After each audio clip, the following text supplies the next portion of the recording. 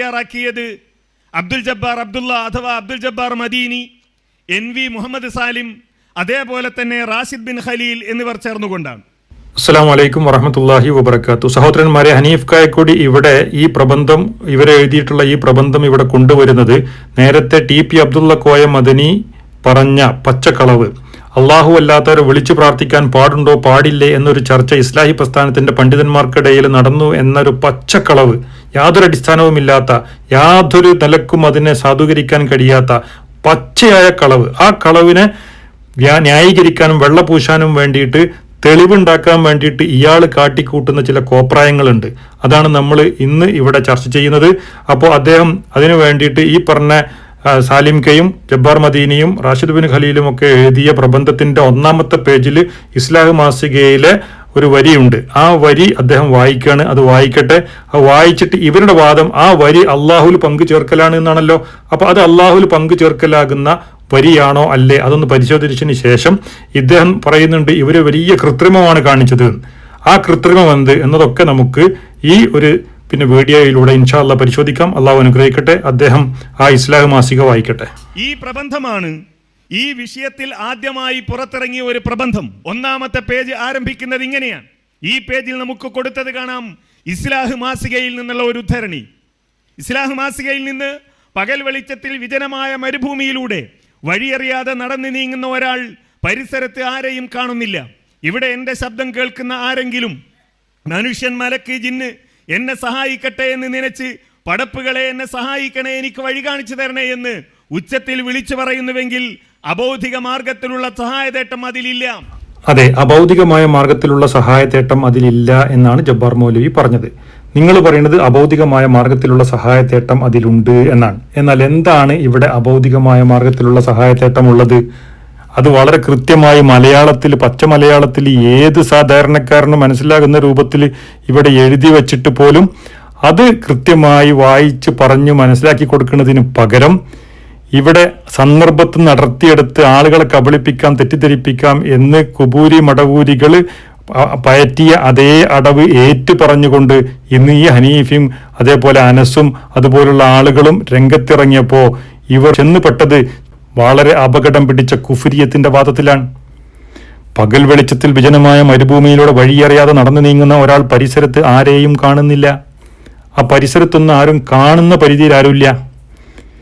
ഇനി ഇവിടെ എൻ്റെ ശബ്ദം കേൾക്കുന്ന ആരെങ്കിലും, കണ്ടോ, എൻ്റെ ശബ്ദം കേൾക്കുന്ന ആരെങ്കിലും എന്നെ സഹായിക്കട്ടെ എന്ന് നനച്ച്, പടപ്പുകളെ എന്നെ സഹായിക്കണേ, എനിക്ക് വഴി കാണിച്ചു തരണേ എന്ന് ഉച്ചത്തിൽ വിളിച്ചു പറയുന്നുവെങ്കിൽ അഭൗതികമായ മാർഗത്തിലുള്ള സഹായത്തേട്ടം അതിലില്ല. കണ്ടങ്ങള്, അവിടെ ഒരു കാര്യകാരണ ബന്ധം വെച്ചുകൊണ്ടുള്ള ഒരു വിളിയാണ്. എൻ്റെ ശബ്ദം കേൾക്കുന്ന പരിധിയിൽ എവിടെയെങ്കിലും ആരെങ്കിലും ഉണ്ടെങ്കിൽ എന്നെ സഹായിക്കട്ടെ എന്ന് നനച്ചിട്ട് ഉറക്കെ വിളിച്ചു പറയാണ്, പടപ്പുകളെ. ഇങ്ങനെ ഒരാൾ അള്ളാഹുവിനെ വിളിച്ചാൽ എന്താണ് കായക്കൊടി വിധി?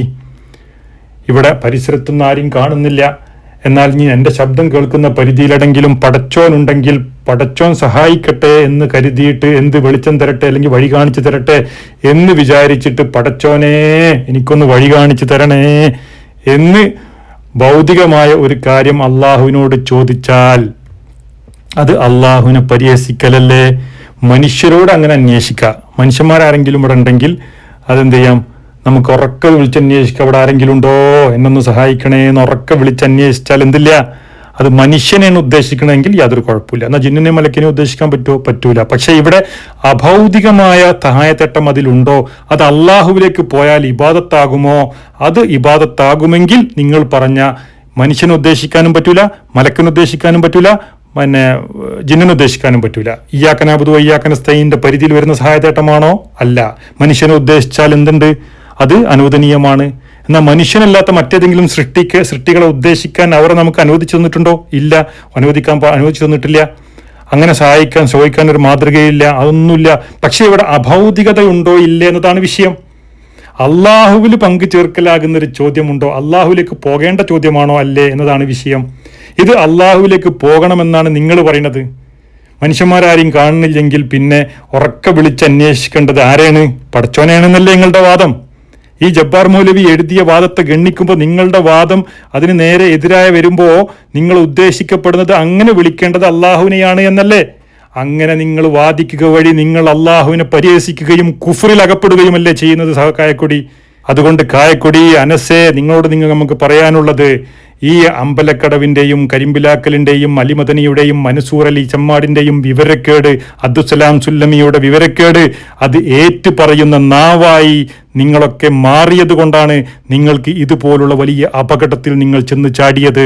ഉടനെ രക്ഷപ്പെട്ടോ, ഇല്ലെങ്കിൽ പരലോകം എന്ന് പറയുന്നത് പരലോകത്ത് വിരൽ കടിക്കേണ്ടി വരും.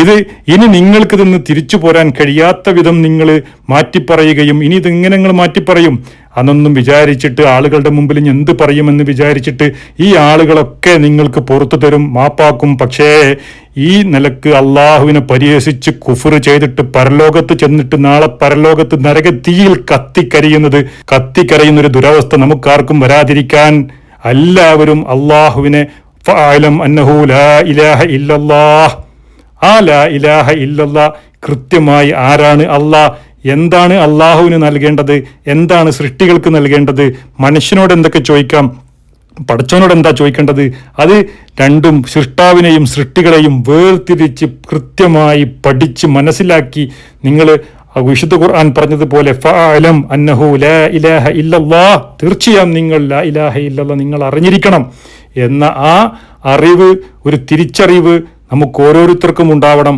ഇനി അടുത്തത് അദ്ദേഹം പറയുന്നുണ്ട്, ഈ ജബ്ബാർ മദീനിയും അതേപോലെ സാലിം കെയും അതേപോലെ റാഷിദ് ബിൻ ഖലീലും ഇവിടെ ഭയങ്കര ഒരു കൃത്രിമം കാണിച്ചു. ഇനി നമുക്ക് നോക്കാം, ഇത് സത്യം പറയാനുള്ള എല്ലാവിധ സൗഭാഗ്യവും ആ നാവിൽ നിന്ന് അള്ള എടുത്തു കളഞ്ഞോ എന്ന് ഞാൻ സംശയിക്കുകയാണ് സഹോദരന്മാരെ.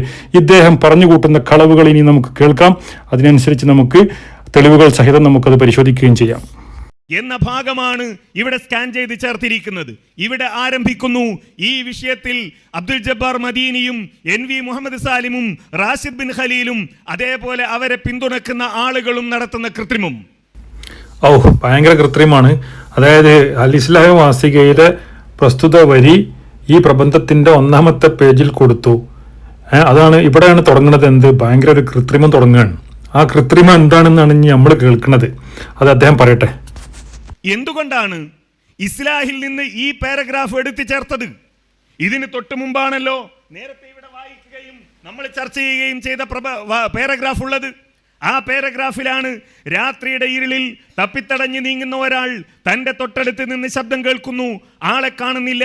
തൻ്റെ മുമ്പിലുള്ള ഈ ശബ്ദത്തിന്റെ ഉടമ ജിന്നായിരിക്കാമെന്ന വിശ്വാസത്തിൽ എന്നെ ഒന്ന് സഹായിക്കാമോ, ഒരു വെളിച്ചം തരാമോ എന്നാവശ്യപ്പെട്ടാൽ അത് അഭൗതികമോ കാര്യകാരണ ബന്ധത്തിനപ്പുറത്തുള്ളതോ അല്ല, സൃഷ്ടികളുടെ കഴിവിൽപ്പെടാത്തത് തേടുകയുമല്ല, ആ സഹായാർത്ഥന ശിർക്കുമല്ല എന്ന പാരഗ്രാഫ് ഇതിന്റെ തൊട്ടുമുകളിലാണുള്ളത്.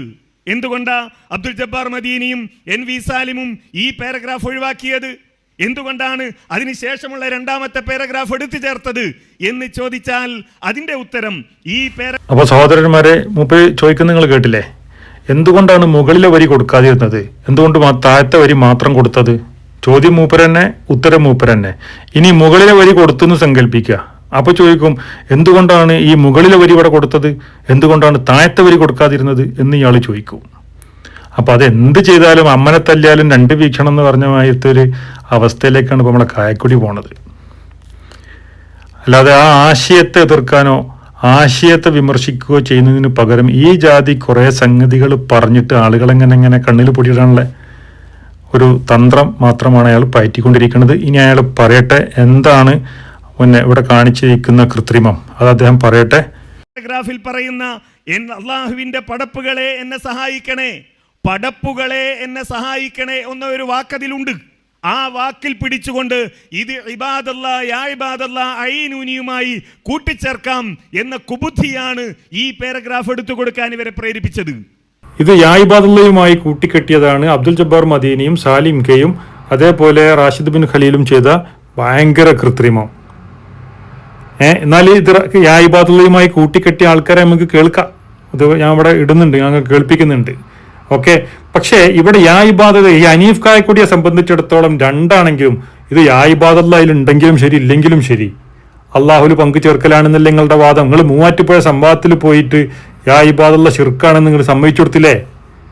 പിന്നെ ഇപ്പം വന്നിട്ട് നിങ്ങൾ ഇതിൽ യായിബാദല്ലായിട്ട് കൂട്ടിക്കെട്ടി അങ്ങനെ അതാണ് ഇതാണെന്ന് പറഞ്ഞിട്ട് അങ്ങോട്ടും ഇങ്ങോട്ടും ആൾക്കാരെ കൺഫ്യൂഷൻ ആക്കുന്നതിനാണ്. അത് കൃത്യമായിട്ട് നിങ്ങൾ പറയേണ്ടത് അത് ശിർക്കാണ്. യായിബാദല്ലാണെങ്കിലും ശിർക്കാണ്, അല്ലെങ്കിലും ശിർക്കാണ്. ഇതല്ല നിങ്ങളുടെ നിലപാട്. അതായിട്ട് പറഞ്ഞാൽ പോരെ. അതിപ്പോൾ ഇവര് യായിബാദല്ലായിട്ട് കൂട്ടിക്കെട്ടിയാലും നിങ്ങൾക്ക് ശിർക്കാണ്, കെട്ടിയിട്ടില്ലെങ്കിലും നിങ്ങൾക്ക് ശിർക്കാണ്. ഇനി പോട്ടെ, ഇത് യായിബാദല്ലയുമായി കൂട്ടിക്കെട്ടിയ ആൾക്കാരെ നമ്മളൊന്ന് കാട്ടിത്തരാം. എന്നിട്ട് ഇവരൊക്കെ കൃത്രിമം കാണിച്ചു എന്നിട്ട് നിങ്ങൾ പറഞ്ഞാൽ മതി. ഓൻ്റെ കായക്കൊടി, എന്താണോ നിങ്ങളൊക്കെ പ്രസംഗിക്കുന്നത്? ഇതൊന്നും ആളുകൾ കേട്ട് അങ്ങനെ മറന്നു പോകുമെന്ന് നിങ്ങൾ വിചാരിക്കുന്നുണ്ടോ? ഇതൊക്കെ ഇവിടെ രേഖപ്പെടുത്തി വെക്കുന്നില്ലേ? നമ്മളെ കയ്യിൽ രേഖയില്ലെങ്കിലും പടച്ചോൻ്റെ കയ്യിൽ രേഖയില്ലേ എല്ലാത്തിനും? ഈ പറയുന്നതും മാറ്റി പറയണതൊക്കെ എന്താണ് സഹോദരന്മാരെ? നിങ്ങൾ ഈ ചങ്ങാതി സത്യം പറയാനുള്ള സൗഭാഗ്യം ഇവന് നഷ്ടപ്പെട്ടു പോയതാണ് വാസ്തവത്തിൽ നമുക്ക് ഇതിന്നൊക്കെ മനസ്സിലാകുന്നത്. ഇത് യായിബാദലിന്റെ അടിസ്ഥാനത്തിൽ തന്നെ അതിന് മറുപടി പറഞ്ഞ പണ്ഡിതന്മാരിൽ നിന്ന് ആശയം ഉൾക്കൊണ്ടുകൊണ്ടാണ് ഞാൻ ഈ വരി എഴുതിയിട്ടുള്ളത് എന്ന് സാക്ഷാൽ അബ്ദുൽ ജബ്ബാർ മൗലവി പറയുന്നത് നിങ്ങൾ ആദ്യം കേൾക്കി. എന്നിട്ടല്ലേ പിന്നെ അവരിത് ജബ്ബാർ മൗലവി പറയാത്തതും ഉദ്ദേശിക്കാത്തതും ജബ്ബാർ മൗലവിന്റെ പേരിൽ ഇവർ കടത്തിക്കൂട്ടിയതാണോ? അല്ല, അങ്ങനെയൊന്നുമല്ല. ഇതൊക്കെ ഇവരുടെ എതിരാളിയെ തോൽപ്പിക്കാൻ എന്തും ഇവർ പറഞ്ഞുകൊണ്ടിരിക്കും, ആളുകളെ കൺഫ്യൂഷൻ ആക്കിക്കൊണ്ടിരിക്കും, തെറ്റിദ്ധരിപ്പിക്കും. ഇത് ഹുസൈൻ മടവൂരിനെ പറ്റി എന്തൊക്കെയാണ് പറഞ്ഞിരുന്നത്? മാരിക്കാണെന്നൊക്കെ പറഞ്ഞ ഹുസൈൻ മടവൂരിനല്ലേ ഇന്ന് വാരിപ്പുണരുന്നത്? ഇന്നിപ്പോൾ അയാൾക്ക് അങ്ങനത്തെ എന്തെങ്കിലും ഒരു ന്യൂനത എന്ന അയാൾക്കുണ്ടോ? അയാൾ എന്തെങ്കിലും ഒരു ആദർശം മാറ്റിനോ? എന്തെങ്കിലും ഒരു ആശയം ഹുസൈൻ മടവൂർ മാറ്റിനോ? ആ പണ്ടുള്ള ആശയത്തിൽ തന്നെ അദ്ദേഹം അങ്ങനെ തുടരുന്നു. ഇവ അന്ന് എന്തെല്ലാം ആരോപണമാണ് ഉന്നയിച്ചിരുന്നത്. ആ ആരോപണം ഉന്നയിച്ചിരുന്ന ഹനീഫ് കായക്കൊടിയെയും അനസ് മുസ്ലിയാരെയും ഇന്ന് അദ്ദേഹത്തിന്റെ കാൽ കീഴിൽ, അദ്ദേഹത്തിന്റെ ആദർശത്തിന് മുമ്പിൽ ഇവരുടെ ആദർശം പണയപ്പെടുത്തിയിട്ടല്ലേ ഇന്ന് ഇവർ നടക്കുന്നത്? നിങ്ങളൊന്ന് ആലോചിച്ച് നോക്കിയാട്ടെ. ഇതൊക്കെ കാര്യങ്ങൾ ചിന്തിക്കും ബുദ്ധിയുള്ള മനുഷ്യന്മാരും ഇവിടെ നഷ്ടപ്പെട്ടു പോയോ എന്നാണോ കായക്കൊടി നിങ്ങളൊക്കെ വിചാരിക്കുന്നത്? ഏതായിരുന്നാലും ഇൻഷാ അല്ലാഹ് അബ്ദുൽ ജബ്ബാർ മൗലവി ആ വിഷയത്തിൽ പറയുന്ന ക്ലിപ്പുകളൊന്ന് കേൾക്കി. കടർത്തല്ല, ചെറിയമുടത്തിൻ്റെ അടുത്തുനിന്നോ മറ്റുള്ള ആരടുത്തൊന്നും കടർത്തല്ല. മുമ്പ് ഈ വിഷയം കുബൂരികൾ, അല്ലാഹുവല്ലാത്തവരോട് പ്രാർത്ഥിക്കുന്ന ആളുകൾ, അതിന് തെളിവായി ഇത് ഉദ്ധരിച്ചപ്പോൾ അന്ന് പണ്ഡിതന്മാരൊക്കെ അതിന് കൊടുത്ത മറുപടി, ഇബാദുള്ള അയ്യനി എന്ന ഹദീസിന് പണ്ഡിതന്മാർ കൊടുത്ത മറുപടി ഉണ്ടല്ലോ, ആ മറുപടി അവരിത് മനസ്സിലാക്കിക്കൊണ്ട് ഞാനും പറഞ്ഞു എന്നുള്ളതല്ലാതെ അതിൽ പിന്നെ മറ്റൊരാളത് കടഎടുത്ത് കൊണ്ട് പറഞ്ഞിട്ടില്ല എന്നതാണ് ആ വിഷയത്തിൽ എനിക്ക് പറയാനുള്ളത്. അപ്പോൾ കേട്ടില്ല സഹോദരന്മാരെ, ബഹുമാനനായ അബ്ദുൽ ജബ്ബാർ മൗലവി വളരെ കൃത്യമായി പറയുന്നു, യാ ഇബാദുള്ള അയ്യനൂനി എന്ന് പറയുന്ന ദുർബലമായ ഹദീസിന് പണ്ട് കുബൂരികൾ തെളിവാക്കി കൊണ്ടുവരുമ്പോൾ പൂർവ്വകാല പണ്ഡിതന്മാർ പറഞ്ഞ മറുപടിയിൽ നിന്ന് കാര്യങ്ങൾ മനസ്സിലാക്കിയിട്ട് തന്നെയാണ് ഞാൻ ഈ മറുപടി ഇസ്ലാഹ് മാസികയിൽ കൊടുത്തിട്ടുള്ളത്, എഴുതിയിട്ടുള്ളത്. അല്ലാതെ ഇവർ പറഞ്ഞിരുന്നു അല്ലാതെ ഇവർ പ്രചരിപ്പിച്ചിരുന്നു എന്ത് പിന്നെ ചെറിയ മുണ്ടത്തിൻ്റെ ഇല നക്കി, ചെറി നക്കി, മറ്റേ ഡാഷ് നക്കി എന്നൊക്കെ പറഞ്ഞിട്ട് അബ്ദുറഹ്മാൻ സൽഫി പ്രസംഗിച്ചില്ലായിരുന്നോ? അതേപോലെ ദുർബലമായ ഹദീസ് കൊണ്ട് അമല് ചെയ്യാമെന്ന് അബ്ദുൽ ജബ്ബാർ മൗലവി പറയുന്നു. ഈ ദുർബലമായ ഹദീസിന്റെ അടിസ്ഥാനത്തിലാണ് ജബ്ബാർ മൗലവി ഇത് പറയുന്നത് എന്ന് പറഞ്ഞ് വ്യാപകമായി ഇവര് ഇതിന്റെ തുടക്കത്തിൽ പ്രചരിപ്പിച്ചു. എത്ര തെളിവ് വേണം? അപ്പൊ അതിനെ മുനയൊടിക്കാൻ വേണ്ടി അന്ന് ജബ്ബാർ മൗലവി പറഞ്ഞു എന്ത്, അങ്ങനെ ഒരു ഹദീസ് ഞാൻ എൻ്റെ ലേഖനത്തിൽ കൊടുത്തിട്ടേ ഇല്ല, ഉദ്ധരിച്ചിട്ടേ ഇല്ല എന്നോട് പറഞ്ഞു. അപ്പോഴാണ് ഇവരാകെ പിടുത്തം വിട്ടത്. അതായത് ജബ്ബാർ മൗലവി അതിൻ്റെ ആശയം അതിൽ നിന്ന് ഉൾക്കൊണ്ടുകൊണ്ട് അത് എടുത്ത് ഉദ്ധരിക്കാതെ പൂർവ്വകാല പണ്ഡിതന്മാർ കൊടുത്ത മറുപടി അങ്ങനെ തന്നെ എടുത്തു കൊടുത്തുപോയി. പക്ഷേ ഇത് ദുർബലമായ ഹദീസിന്റെ അടിസ്ഥാനത്തിൽ അമല് ചെയ്യാമെന്ന് ജബ്ബാർ മൗലവി ഈ ഹദീസിന്റെ അടിസ്ഥാനത്തിൽ പറയുന്നു എന്ന് ഇവർ വ്യാപകമായി പ്രചരിപ്പിച്ചപ്പോൾ ജബ്ബാർ മൗലവി ഒരു ചോദ്യം, ഞാൻ എവിടെ എൻ്റെ ഇസ്ലാം മാസികയിൽ അങ്ങനെ ഒരു ഹദീസ് എടുത്തു കൊടുത്തത്? അങ്ങനെ ഒരു ഹദീസിനെ പറ്റി ഞാൻ മിണ്ടിയിട്ടില്ല. ആ മറുപടിയിൽ കുടുങ്ങി വരും. അപ്പോൾ ഇവർ പിന്നെ വീണത് വിദ്യാക്കാണ്.